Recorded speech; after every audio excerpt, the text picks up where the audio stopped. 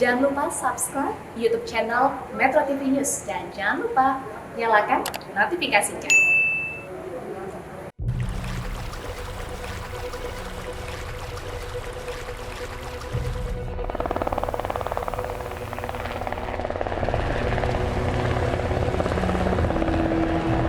Basarnas bekerja dengan potensi SAR. Potensi SAR ini adalah TNI, Polri, atau organisasi-organisasi yang memiliki kompetensi atau kemampuan dalam hal search and rescue untuk membantu Basarnas dalam menyelesaikan atau menuntaskan misi pencarian dan pertolongan ini.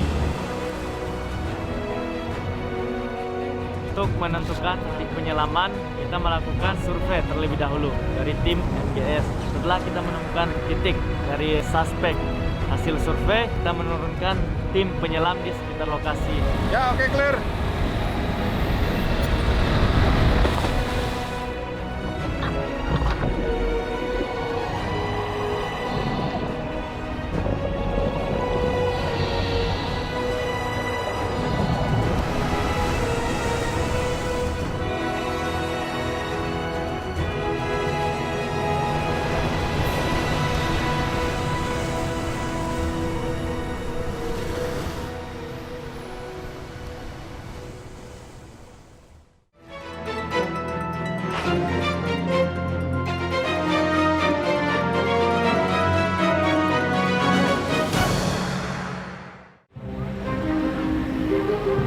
Hari ke-9 di bulan Januari 2021, pukul 14.40 waktu Indonesia Barat, sebuah kabar mengguncang dunia penerbangan Indonesia. Pesawat Sriwijaya Air, rute Jakarta Pontianak, dengan nomor penerbangan SJ182 hilang kontak 4 menit setelah take off. Pesawat dengan tipe Boeing 737-500 itu lepas landas dari Bandara Soekarno-Hatta, Tangerang pada pukul 14.36. Membawa 62 penumpang. Sebelumnya diketahui pesawat sempat mengalami penundaan atau delay selama 30 menit karena cuaca buruk. Informasi hilang kontak pesawat SJ182 mulai diketahui pada pukul 17.24 melalui data Flight Radar 24. Data menunjukkan pesawat Boeing 737-500 itu berhenti di sekitar 11 mil laut dari bandara atau di atas Kepulauan Seribu. Hingga akhirnya pukul 18 waktu Indonesia Barat, Kementerian Perhubungan dan pihak Sriwijaya Air mengkonfirmasi pesawat Sriwijaya Air dengan nomor penerbangan SJ182 hilang kontak.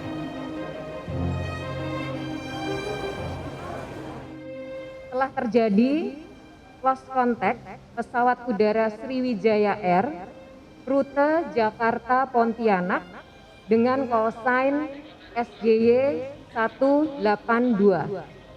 Terakhir terjadi kontak pada pukul 14.40 waktu Indonesia bagian Barat. Dan untuk itu kami dan seluruh jajaran di sektor transportasi beserta seluruh stakeholders menyampaikan rasa prihatin atas kejadian ini dan juga berharap agar kita bisa segera melakukan pencarian dan sekaligus juga penyelamatan. Pertama-tama tentunya kami sangat prihatin dengan kejadian yang sedang kami alami dalam peristiwa SJ182 ini. Kami berharap bahwa doa rekan-rekan sekalian ini dapat membantu proses pencarian agar bisa berjalan dengan baik dan lancar. Dan kita berharap agar semuanya dalam keadaan baik. Pada kesempatan ini ingin saya sampaikan bahwa kami sudah menyiapkan juga posko dengan dibantu oleh pihak AP2.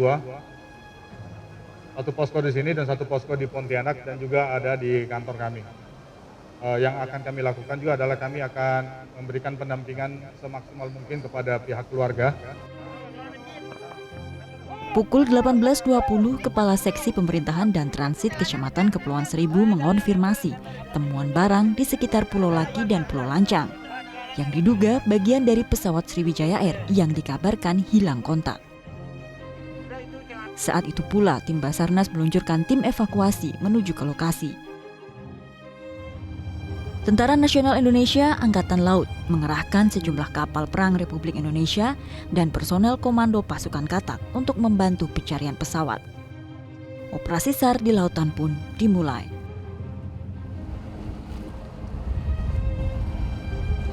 terkait dengan masalah adanya kejadian kecelakaan pesawat Sriwijaya dengan callsign SJ182 Boeing 737-524. Kita segera mengerahkan alut kita yang ada di Basarnas, khususnya dari Kansar Jakarta. Kapal maupun Sea Raider sudah kita berangkatkan dan menuju ke titik lokasi yang diduga pesawat itu jatuh. Jadi posisi pesawat setelah lost contact itu berada di antara Pulau Laki dan Pulau Lancang. Jatuh ke dalam lautan Kepulauan Seribu, proses evakuasi menjadi sangat menantang bagi tim SAR gabungan. Di kedalaman 16 hingga 20 meter, tim penyelam mencari korban hingga puing pesawat. Dan tentunya, kotak hitam yang menjadi kunci jawaban penyebab jatuhnya Boeing 737-500 ini. Ini bukanlah operasi bawah laut pertama kali. Sebelumnya, tim SAR gabungan melakukan operasi serupa pada jatuhnya pesawat Lion Air, Oktober 2018.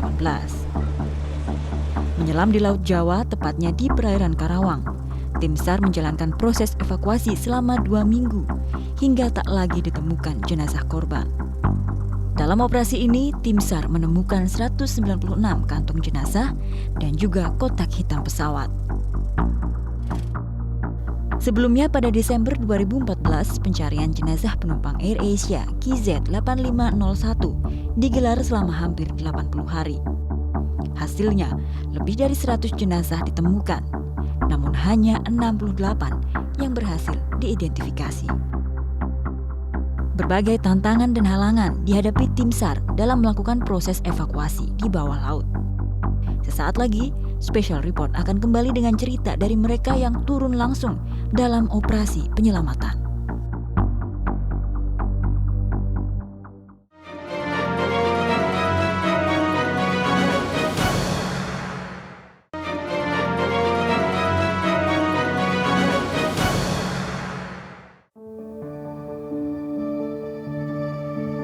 ...9 Januari, lokasi jatuhnya pesawat Sriwijaya nomor penerbangan SJ182 ditemukan.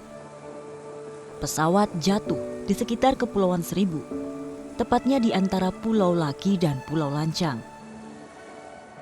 Tim SAR gabungan segera memulai pencarian di lokasi jatuhnya pesawat.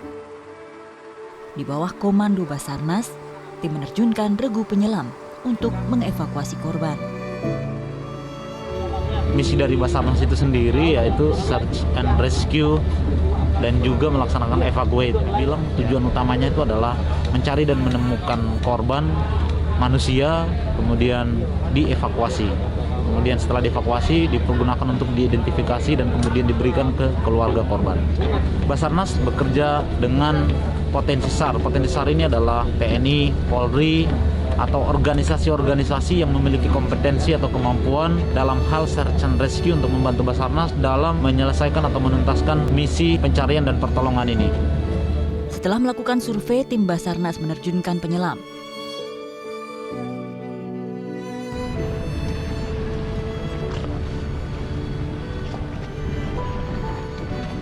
Dalam satu hari dilakukan 2 hingga 3 kali penyelaman oleh 10 regu yang keseluruhannya berjumlah 30 personil.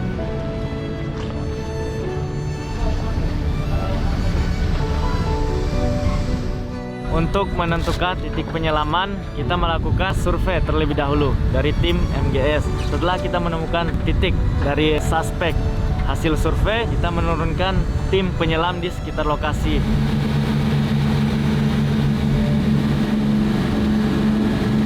Oke Pak, boleh pelan-pelan Pak. Kita 150 meter dari lokasi. Boleh kanan lagi Pak.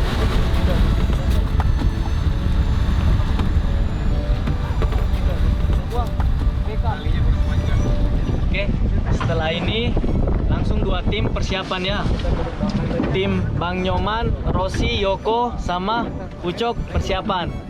Kemudian tim Yusriyadi, Gareth, Niko, sama Pak Edi persiapan.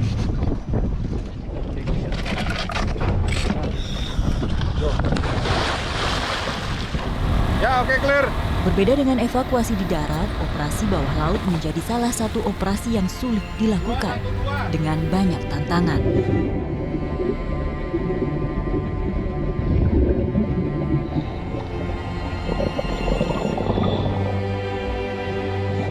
Tim penyelamat Basarnas berhasil menemukan beberapa dokumen yang diduga milik para penumpang.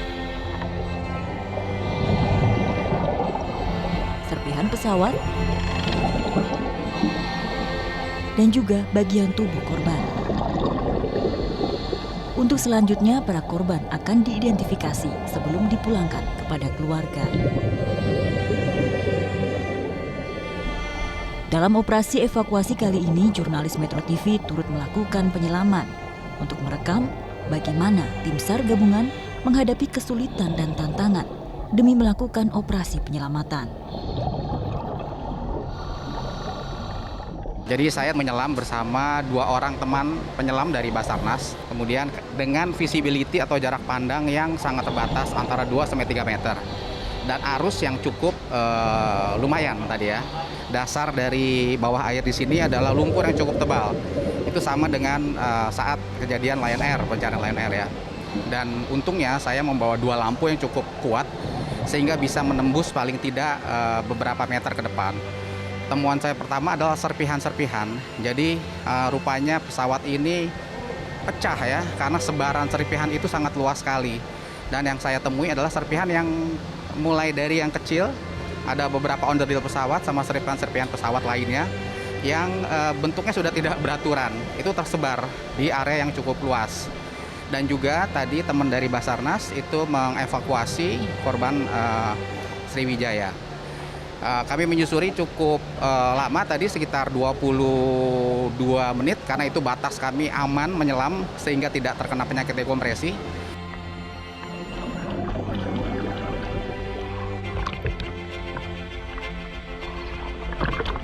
Saat Basarnas melakukan proses evakuasi korban, Tentara Nasional Indonesia, Angkatan Laut, melakukan proses pengumpulan pecahan pesawat.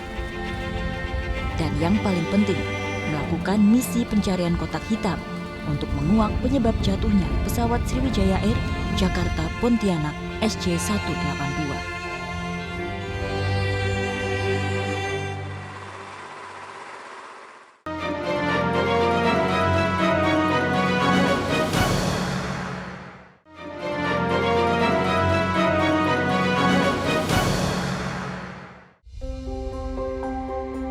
Mencari korban, menyelami lautan yang begitu luas, tentu tak cukup hanya dilakukan tim Basarnas.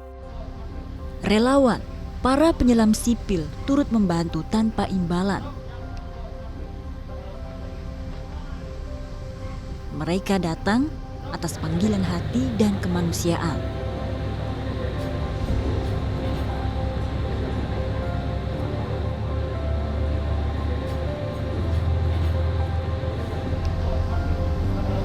(16) anggota Indonesia Diver Rescue Team terjun ke Kepulauan Seribu. Begitu mendengar kabar titik lokasi jatuhnya pesawat telah dipastikan.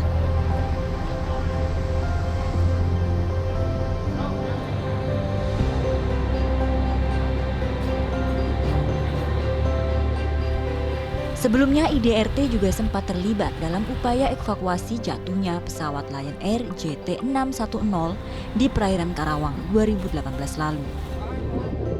Mereka lah penyelam dengan sertifikat rescue atau kemampuan yang memadai untuk melakukan pencarian dan penyelamatan atau evakuasi.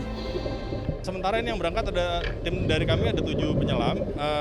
Di lokasi dari Basarnas sudah ada sekitar 6 penyelam. Jadi kita akan gantian nanti kita akan base di kapal nanti.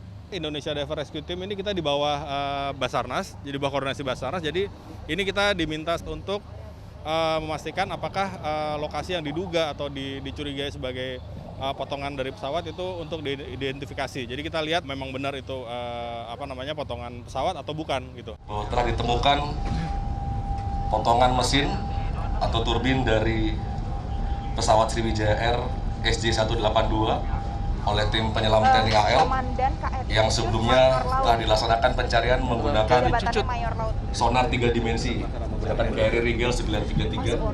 Kurang lebih pada pukul 16.00 puing tersebut dapat dievakuasi oleh KRI Rigel dan diserahkan kepada KRI Cucut. Untuk selanjutnya malam ini kami berhasil membawa puing tersebut ke posko utama pencarian di dermaga JICT 2 Pelabuhan Tanjung Priok. Tentara Nasional Indonesia Angkatan Laut menurunkan pasukan elitnya di Selam Air Kopaska. Dalam proses evakuasi ini, TNI AL menurunkan total 4 tim dan 7 kapal.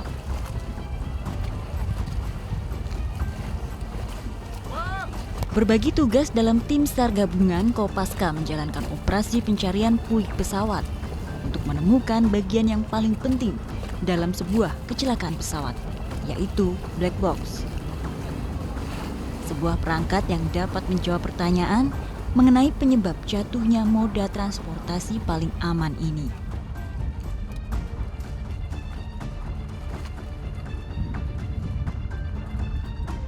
Dan pada tanggal 12 Januari, pada pukul 16.40 waktu Indonesia Barat, di hari keempat pencarian, akhirnya flight data recorder berhasil ditemukan.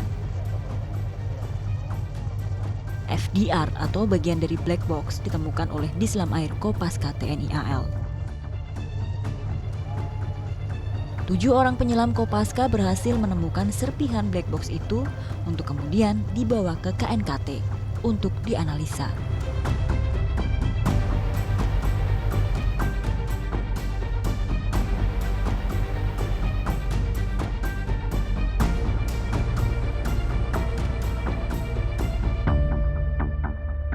Kotak hitam atau black box digunakan untuk menyebut sekumpulan perangkat yang digunakan sebagai perekam data penerbangan atau flight data recorder dan perekam suara kokpit atau cockpit voice recorder atau CVR. Komite Nasional Keselamatan Transportasi telah berhasil mengunduh data yang terdapat di dalam flight data recorder pesawat Sriwijaya SJ182 yang berisi 370 parameter, 27 jam atau 18 penerbangan termasuk penerbangan terakhirnya. Namun untuk menganalisis isi data, KNKT menyebut diperlukan waktu paling tidak 30 hari. Kami sampaikan bahwa data dari flight data recorder sudah bisa kami dapatkan, sudah berhasil diunduh dengan total adalah 370 parameter, 27 jam atau 18 penerbangan termasuk penerbangan yang mengalami kecelakaan.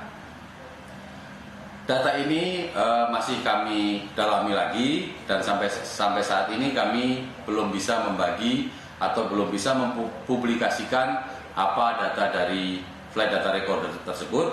Namun demikian dari data yang kami peroleh dari flight data recorder ini, kami mendapatkan beberapa petunjuk untuk bisa atau perlu kami dalami lebih lanjut data-data yang kami perlukan untuk keperluan investigasi, dan kami juga masih sangat mengharapkan dapat ditemukannya cockpit voice recorder untuk mendukung data-data yang sudah kami peroleh dari flight data recorder. Hari ke-13 pencarian pun dihentikan dengan temuan 324 kantong jenazah yang berisi bagian tubuh korban. Serpihan kecil pesawat sebanyak 68 potong dan serpihan besar 55 buah. Penyebab kecelakaan harus terungkap.